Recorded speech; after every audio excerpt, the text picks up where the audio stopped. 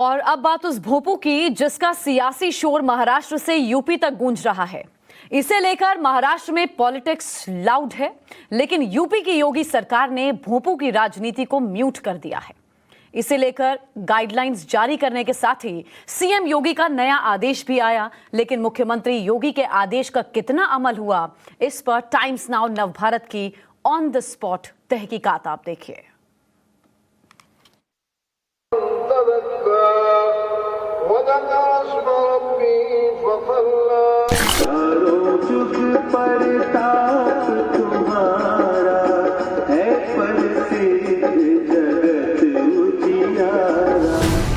पहले की अनुमति में जहां माइक लगे हैं वहां माइक का प्रयोग किया जा सकता है, लेकिन ये सुनिश्चित किया जाए कि माइक की आवाज उस परिसर से बाहर न आए। नई जगहों पर नए माइक लगाने की अनुमति नहीं दी जाए। जुमे से ठीक एक रोज पहले मुख्यमंत्री योगी आदित्यनाथ ने हर भ्रम को दूर करते हुए क्लियर कट आदेश जारी किया। मंदिर हो या मस्जिद, जहां पहले से लाउड स्पीकर लगे हैं उनसे कोई दिक्कत नहीं है, लेकिन ये निश्चित होना चाहिए कि आवाज परिसर से बाहर न आए।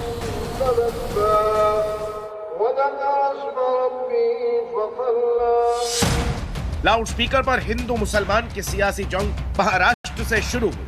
विवाद की ये चिंगारी उत्तर प्रदेश भी पहुंची, लेकिन विवाद की आग भड़कती उससे पहले ही मुख्यमंत्री योगी आदित्यनाथ ने लाउड स्पीकर पर गाइडलाइंस जारी कर बवाल की आंधी को रोक दिया।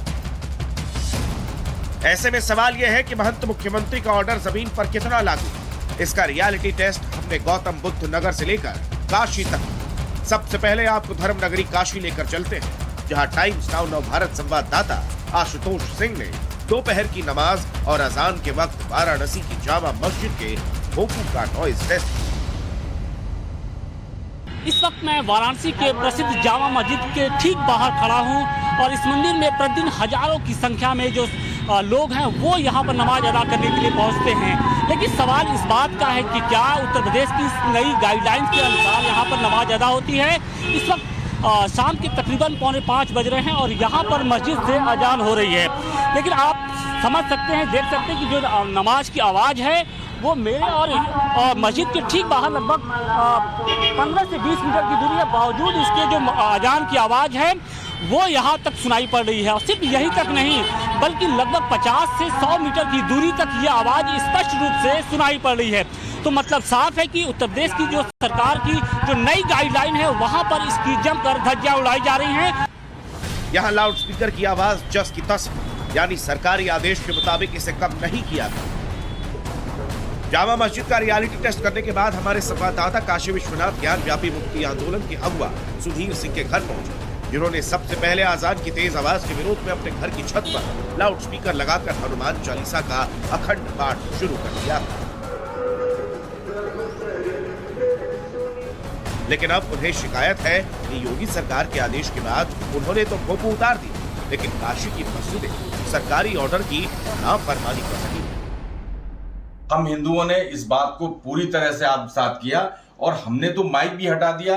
हम अपने घर में अब हनुमान चालीसा का पाठ कर रहे हैं। हमारे मंदिरों पर भी हनुमान चालीसा का जो पाठ हो रहा है वो मंदिर के बाहर नहीं हो रहा है। यहाँ बनारस में संकट मोचन मंदिर में संगीत महोत्सव हो रहा है, उसकी भी आवाज अगर आप बाहर सड़क पे खड़े होंगे तो आपको संगीत महोत्सव की आवाज सुनाई नहीं देगी। पर आज शुक्रवार था, जुमा का दिन था, और हम लोग को उम्मीद थी कि हमारे मुस्लिम भाई भी योगी जी की अपील को सुनेंगे और सुप्रीम कोर्ट के आदेशों का जो है सम्मान करते हुए अजान को बहुत धीरे से करेंगे। लेकिन हमें अफसोस कि आज उससे भी तेज आवाज में अजान बजाई। काशी के बाद आपको यूपी की राजधानी लखनऊ लिए चलते। यहाँ हमारे संवाददाता मनीष यादव सबसे पहले मशहूर मनकामेश्वर मंदिर पहुंचे। यहाँ मंदिर के अंदर स्पीकर पर महामृत्युंजय की धुन बज रही, लेकिन आवाज इतनी कम थी कि बाहर क्या अंदर भी ठीक से सुनाई न दी। सुबह और शाम और दोपहर यहाँ पर आरती होती है और दिन भर भजन बजते रहते हैं, और भजन जो बजते हैं उनकी व्यवस्था भी की गई है। स्पीकर मंदिर परिसर के अंदर लगा हुआ है, और अगर इस मंदिर के बीचों बीच टॉम पर देखेंगे तो वहाँ पर लाउड स्पीकर भी लगा हुआ है। लेकिन दूसरों की सुविधा का बेहद ख्याल रखा जाता है। योगी आदित्यनाथ सरकार ने तो आदेश अभी दिया है कि लाउड स्पीकर की आवाज़ इतनी होनी चाहिए कि बाहर के लोगों को सुनाई न दे और उनकी किसी भी काम में खलल ना पड़े। लेकिन इस मंदिर परिसर में पहले ही लोगों की सुविधा का ख्याल रखते हुए बहुत ही मंद रफ्तार में, बहुत ही मंद आवाज़ में भजन चलाए जाते हैं। देखिए स्पीकर, आप मंदिर परिसर में भी बहुत ज़्यादा आवाज़ नहीं है। देखिए महामृत्युंजय जप का जाप हो रहा है भैया, ये हमेशा चलता रहता है ऐसे ही? हाँ, ये हमेशा चलता है। आवाज इतने से ज्यादा भी बढ़ा देते हैं कभी कभी? नहीं, बस इतने बहुत कम स्लो में बजाते हैं। अच्छा जी। ये तो इतनी है कि मुझे लग रहा है कि मंदिर में जो ऊपर कमरों में होंगे वो लोग भी नहीं सुन पा रहे होंगे। बस सिर्फ भक्त सुन लेते हैं बस। अच्छा। मंदिर के बाहर फूल माला और पूजा के सामान बेचने वालों के मुताबिक अंदर की आवाज तभी बाहर आती है जब आरती के वक्त घंटा, घड़ियाल और शंख बजते हैं। देखिए अब यहाँ पर देखेंगे तो हमें आवाज नहीं सुनाई दे रही। जो महामृत्युंजय जब चल रहा था उसकी आवाज मंदिर परिसर में तो सुनाई दे रही थी, लेकिन यहाँ पे नहीं सुनाई दे रही। बाकी और लोग हैं, इनसे पूछ लेते हैं कि वाकई ऐसा है या फिर मंदिर प्रशासन के लोग अपनी अपनी बात। भैया क्या नाम है आपका? बंटी। यहाँ पे अभी भजन चल रहे हैं अंदर, आपको सुनाई दे रहा है क्या? तो अमूमन हर रोज ऐसा ही हाल रहता है या फिर कई बार लाउड स्पीकर में भी भजन सुन लेते हैं? नहीं ऐसे। अच्छा, कभी आवाज यहाँ तक नहीं आती आप तक? नहीं। और आरती का? आरती आती है तो वो कैसे लाउड स्पीकर में होती है? घंटा बजता बस। घंटा बजता है। आपकी दुकान है भैया, ज़्यादा दूर नहीं है मंदिर से। आरती वारती भजन जब होते हैं अंदर, जैसे अभी बज रहा है, तो आपको सुनाई दे रहा होगा कौन सा भजन बज रहा है? इस समय तो नहीं सुनाई दे रहा। नहीं आ रहा बिल्कुल, जो भजन अंदर बज रहा है वो आपको नहीं सुन रहा? नहीं, बिल्कुल नहीं सुनाई दे रहा। और आरती सुनाई पड़ती है? हाँ, आरती हल्की फुल्की आरती तो सुनाई देती है। अच्छा, तो लाउड स्पीकर की वजह से सुनाई देती है क्या? लोग वैसे घंटे से पता चल जाता है। अच्छा।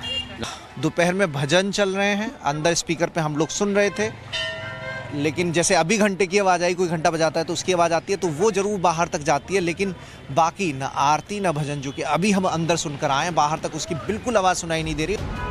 लखनऊ के हनुमान सेतु मंदिर में तो लाउड स्पीकर है ही नहीं। हमारी ऑन स्पॉट तहकीकात में पता चला कि लाउड स्पीकर को विवाद शुरू होते ही यहाँ से स्पीकर हटा दिया गया था। अब हम लोग हनुमान सेतु मंदिर पहुँचे हैं। बड़ा पुराना मंदिर है। हनुमान को जो आध्यात्मिक रूप से मानने वाले लोग हैं बड़ी संख्या में यहाँ पर आते हैं। एक बड़ी चीज़ ये है कि यहाँ पर कोई लाउड स्पीकर जैसी सिस्टम है ही नहीं। अगर आरती भी होती है तो ऐसे ही पंडित जी आरती करते हैं, उसे कहीं भी लाउड स्पीकर या स्पीकर के ज़रिए सुनाया नहीं जाता। और यहाँ की जो आवाज़ है वो बाहर तक पहुँचती ही नहीं है। इसके अलावा भजन भी यहाँ पर बजते नहीं हैं। लोग आते हैं, दर्शन करते हैं, घंटियाँ की आवाज़ ज़रूर सुनाई देती है। बाकी ऐसी कोई व्यवस्था नहीं है कि यहाँ से कोई लाउड स्पीकर या स्पीकर लगाया गया हो, तो लोगों की परेशानी का कोई सवाल यहाँ पर खड़ा ही नहीं होता। और ये व्यवस्था जब पहली बार विवाद हुआ था, जब लाउड स्पीकर को लेकर आपत्तियां दर्ज की गई थी उत्तर प्रदेश में, उसी वक्त हनुमान सेतु मंदिर प्रशासन ने अपना ली थी और जो ऊपर लाउड स्पीकर लगे थे उन्हें हटा लिया था। तो बिना लाउड स्पीकर के, बिना किसी को परेशानी में डाले, बिना किसी की नींद में खलल या किसी भी तरह के शोरगुल के यहाँ पर आरती संपन्न होती है। लोग आते हैं, दर्शन करते हैं। लखनऊ के 2 मंदिरों की तहकीकात के बाद हमारे संवाददाता ऐशबाग मस्जिद, वक्त दोपहर करीब 12:50।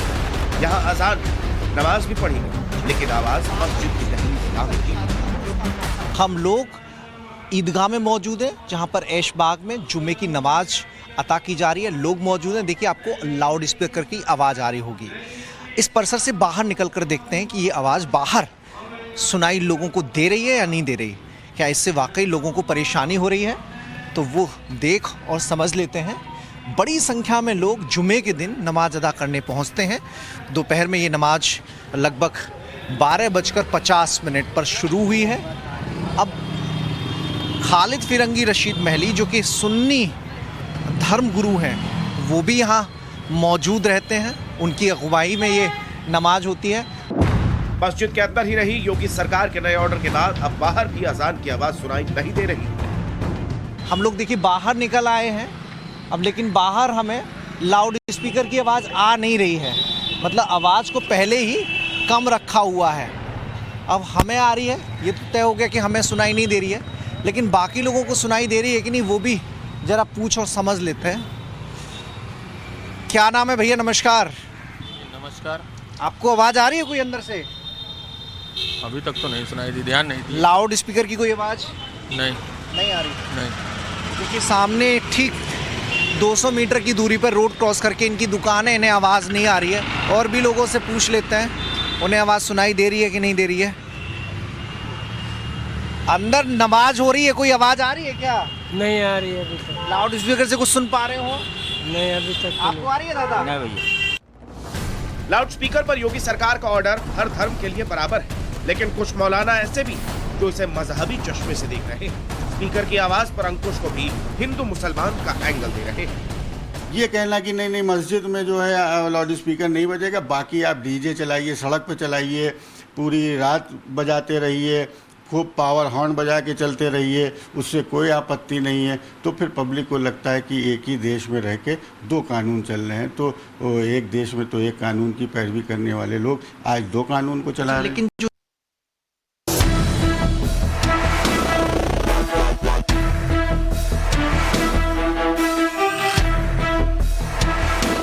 लाउड स्पीकर के शोर की सीमा तय करने का भगवान राम की नगरी अयोध्या में संतों महंतों ने भी स्वागत किया, लेकिन हनुमानगढ़ी के पुजारी महंत राजू दास को उन मौलवियों से शिकायत है जो स्पीकर पर विवाद की आग को हवा दे रहे हैं, इसे मजहबी रंग दे रहे हैं। योगी आदित्यनाथ जी को बहुत बहुत साधुवाद धन्यवाद है, क्योंकि हम लोग पहले से ही कह रहे थे कि लोगों को देखिए आपत्ति होती है। आप 5 बार दिन भर में सुनाते हो और भी बहुत तेज करके बहुत लोगों ने आपत्ति किया, इस चीज़ को आप नहीं मानते हो। हम लोग यहाँ देखिए मंदिरों में लाउड स्पीकर उतरे हुए हैं, कम आवाज़ है, परिसर में ही सुनाई देता है भी तो मुख्यमंत्री जी को साधुवाद है, धन्यवाद है। हम लोग कह रहे थे नहीं मान रहे थे, अब प्रशासन के लोग कह रहे हैं मानना चाहिए और इसमें तो आगे बढ़ चढ़ के हिस्सा लेना चाहिए। जो बड़े बड़े मुल्ले हैं, मुतलबी हैं, बड़े बड़े मुस्लिम बुद्धिजीवी हैं, मुस्लिम धर्मगुरु हैं, उनको आगे आकर ये चीज़ पे वार्ता करना चाहिए। अयोध्या विवाद के मुस्लिम पक्षकार इकबाल अंसारी ने भी मुख्यमंत्री योगी के फैसले की तारीफ की। उनकी दलील है कि शोर का कैसा था, इससे तो बीमार कोई भी, हिंदू या मुसलमान, हर किसी को दिक्कत होनी चाहिए। चाहे वो लाउड स्पीकर हो चाहे वो डीजे हो, जब ये बजते हैं तो बहुत से लोगों को तकलीफ होती है, चाहे वो हिंदू हो चाहे मुसलमान। इतनी तेज आवाज में लोग बजाते हैं कि जिससे जो लोग जो है थोड़ा सा बीमार हैं उनको बहुत तकलीफ होती है। अगर आज जो है अजान के बहाने चाहे वो किसी धार्मिक स्थल के लिए अगर कहीं रोक लगी है, तो अगर सरकार ने इस आवाज़ को निर्धारित किया है कि अगर इस जहाँ भी लाउड स्पीकर लगे वहाँ की परमिशन होनी चाहिए और जो है आवाज़ की भी परमिशन होनी चाहिए कि इतनी तेज़ आवाज़ में हम बजावेंगे। हम इसको बुरा नहीं मानते, हमें तो ये मानते हैं अगर सरकार ने इसकी आवाज़ को निर्धारित किया है तो बेहतर है। रामलला के मुख्य पुजारी सत्येंद्र दास ने भी योगी सरकार के ऑर्डर को विवाद खत्म करने की पहल करार दिया। ध्वनि प्रदूषण होता है, अधिक आवाज़ से सुनने से एक ध्वनि प्रदूषण पैदा होता है जिससे कि लोगों को परेशानी होती है। तो इसलिए जो मुख्यमंत्री जी ने कहा है वो बहुत सही बात है और उसी के अनुसार लाउड स्पीकर को बजाना चाहिए जो परिसर से बाहर न हो, और जब परिसर से बाहर नहीं होगा तो किसी प्रकार का विवाद भी नहीं होगा। अब आपको मथुरा लेकर चलते हैं, जहां सरकारी आदेश पर अमल करते हुए श्री कृष्ण जन्मभूमि मंदिर के शिखर पर लगे लाउड स्पीकर की आवाज को बेहद कम कर दिया गया। ऐसे में अब मस्जिदों से भी स्पीकर के वॉल्यूम को कम करने की उम्मीद की जा रही है। मस्जिदों पर अजान होती है दिन में 5 बार और उनकी जो वॉल्यूम है इतनी अधिक तेज़ होती है कि आप बात नहीं कर सकते, सो नहीं सकते, विश्राम नहीं कर सकते और विद्यार्थी अपनी तैयारी नहीं कर सकते हैं। तो इन चीज़ों को लेके इसी के साथ में और भी जो धार्मिक केंद्र हैं, चाहे वो मंदिर हों चाहे अन्य हों, उन पर भी जो प्रतिस्पर्धा शुरू हुई है। यूपी के आजमगढ़ में जिला प्रशासन ने मंदिरों और मस्जिदों को नई गाइडलाइंस की ताकीद कर दी, लेकिन हमारे रियलिटी चेक में यहाँ की मस्जिद सरकारी ऑर्डर की अनदेखी करती पाई गई। मस्जिद के बाहर अजान की आवाज दूर दूर तक सुनाई दे रही थी।